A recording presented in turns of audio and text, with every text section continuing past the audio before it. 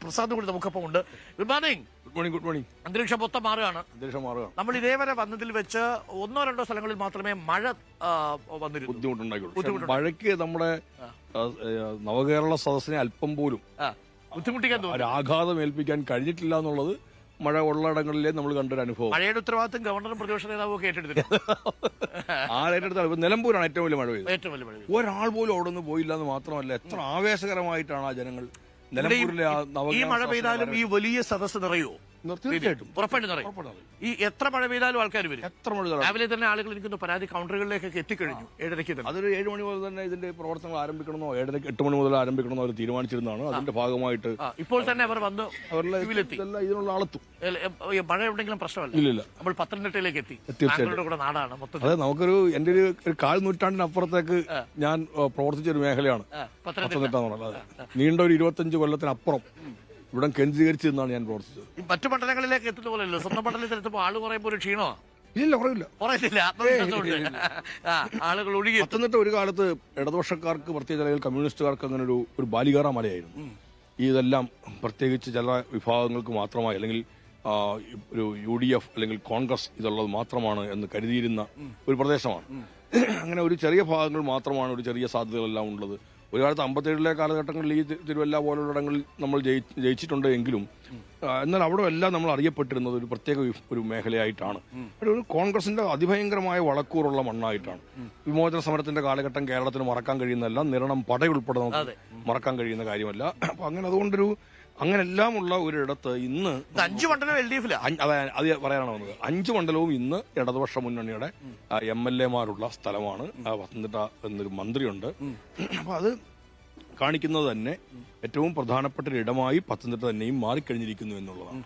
അതേസമയം ഈ നവകേരള സദസ്സിലെ കർഷകരുടെ പ്രശ്നങ്ങളൊക്കെ ചർച്ച ചെയ്തപ്പോൾ തന്നെ മറ്റൊരു പ്രധാന വിഷയമുള്ളത് അതിലെ സംഘർഷങ്ങൾ പലപ്പോഴും വാർത്തയായി വരുന്നുണ്ട്. ഇന്നലെ കണ്ട കാഴ്ച മുഖ്യമന്ത്രിയുടെ അംഗരക്ഷകനായി അനിലും സന്ദീപും ഒക്കെ മർദ്ദിക്കുന്ന ദൃശ്യങ്ങൾ ഞങ്ങളടക്കമുള്ള ടെലിവിഷൻ മാധ്യമങ്ങളിലൂടെ പ്രേക്ഷകർ കണ്ടതാണ്.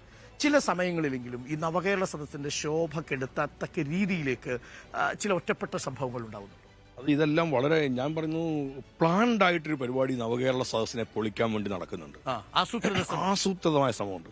ഒരു അന്വേഷണം പോയാൽ ആരെല്ലാമാണ് ഇത് ഓർഗനൈസ് ചെയ്യുന്നത്, എവിടെ നിന്നെല്ലാം ഉള്ള സിഗ്നലിന്റെ അടിസ്ഥാനത്തിലാണ് ഇത്തരം പ്രതിഷേധങ്ങൾ വരുന്നത്, എങ്ങനെയാണ് ഈ കരിങ്കൊടിയിലേക്ക് എത്തുന്നത്, എന്തിന് ഈ ഷുഗർ നടക്കുന്നു, എന്തിന് മോശപ്പെട്ട പദപ്രയോഗങ്ങൾ കൊണ്ട്. നമ്മൾ പലയിടങ്ങളിലും ഞാൻ മനസ്സിലാക്കുന്നത് പല മാധ്യമങ്ങളുടെയിലും അതിന്റെ വിഷ്വൽസ് ഉണ്ടായിട്ടും അവർ അത് പുറത്തേക്ക് വിടാത്തത് വളരെ മോശപ്പെട്ട തെറിപ്രയോഗങ്ങൾ അതിൽ നടത്തുന്നു എന്നുള്ളതാണ്. ഈ പോലീസുകാരടക്കമുള്ളവരെ വിളിച്ച ഞാൻ കണ്ടതാണ്. എനിക്ക് പിന്നെ കിട്ടിയ 2-3 വീഡിയോ ഞാൻ കണ്ടതാണ്.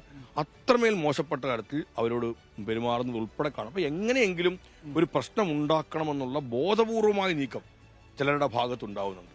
അത് പ്രത്യേകിച്ച് അതിനകത്ത് അതിന്റെ നേതൃത്വം ആരൊക്കെയോ അതിനുള്ള ചില സിഗ്നൽ കൊടുക്കുന്നതിനനുസരിച്ചിട്ടാണ് ഇവർ ഈ പരിപാടി ചെയ്യുന്നതെന്നാണ് ഞാൻ വിശ്വസിക്കുന്നത്. ഇപ്പൊ 110 മണ്ഡലങ്ങൾ കഴിഞ്ഞിരിക്കുന്നു. ആ 110 മണ്ഡലങ്ങളിൽ ശരാശരി ഒരു 7,000-നും 20,000-നും ഇടയിലുള്ള ആളുകൾ ഒഴുകിയെത്തിയിട്ടുണ്ട്.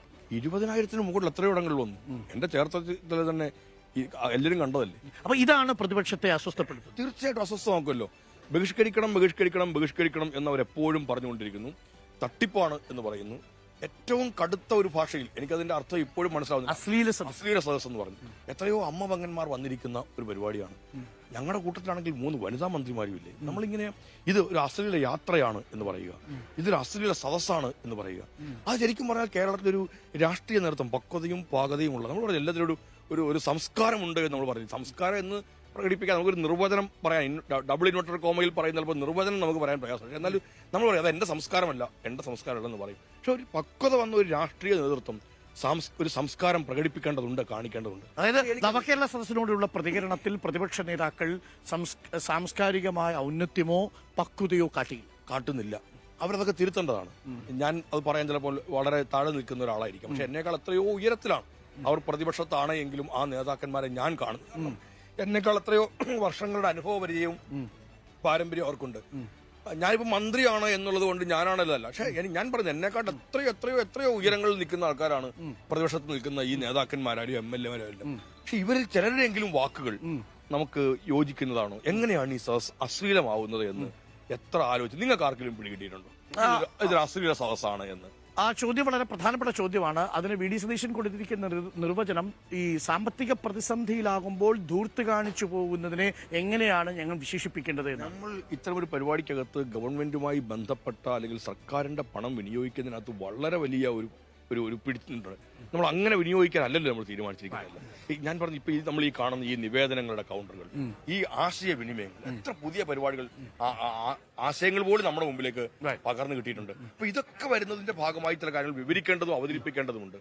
അതെല്ലാം ചെയ്യുന്നതിന് എങ്ങനെയാണ് മോശപ്പെട്ടതായി മാറുക എന്ന് എത്ര ആലോചിച്ചാലും പിടികിട്ടില്ല. അവർക്കെല്ലാം ഒറ്റ ഉന്നേ ഉള്ളൂ, എങ്ങനെയെങ്കിലും ഇത് തകർക്കുക, ഇത് തകരണം എന്നുള്ള ഒരു പ്രാർത്ഥനയോട് കൂടിയിട്ടാണ് അവർ. ഇന്നലെ മുഖ്യമന്ത്രി ഒരു കാര്യം പറഞ്ഞു, ഒരു ആക്സിഡന്റ് ഉണ്ടായി ഇയാൾ മരിക്കണം എന്ന് പറഞ്ഞ ആൾക്കാർ പോലും ചില വിഭാഗത്തെയാണ്, അത് മാധ്യമപ്രവർത്തകരുടെ കണക്കൂട്ടത്തിലാണ്. ഇത് ഇങ്ങനെയുള്ള മനസ്സുള്ള കുറെ ആൾക്കാർ ഉണ്ട്.